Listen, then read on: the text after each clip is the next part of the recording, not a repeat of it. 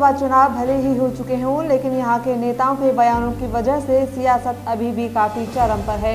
पिछले दिनों वैभव गहलोत के लिए चुनाव प्रचार करने नहीं जाने के सवाल पर सचिन पायलट ने एक इंटरव्यू के दौरान कहा था कि वे इसलिए वैभव गहलोत के लिए चुनाव प्रचार करने नहीं गए क्योंकि उन्हें वहां बुलाया ही नहीं गया।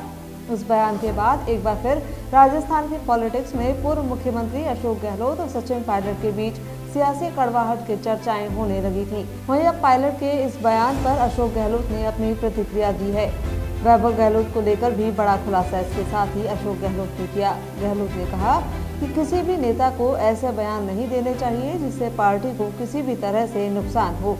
गहलोत ने कहा कि अगर मेरे किसी प्रत्याशी के लिए चुनाव प्रचार करने जाने से जातीय समीकरण या अन्य किसी आधार पर उसे किसी तरह नुकसान पहुंचता है तो वो मुझे वहां नहीं बुलाएगा और मुझे भी इस बात को माइंड नहीं करना चाहिए।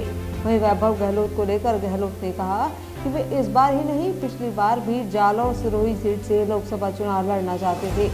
देश में जो मोदी लहर थी उसके चलते जोधपुर में भी चुनाव जीतना मुश्किल था, लेकिन उसके बावजूद मैंने वैभव गहलोत को वहां से चुनाव लड़वाया ताकि वहां पार्टी की हार के अंतर को कम किया जा सके।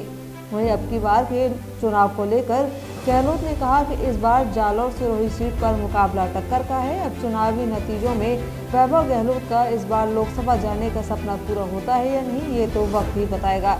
बहरहाल अशोक गहलोत के इन बयानों ने एक बार फिर सियासी सरगर्मियों को तेज कर दिया है।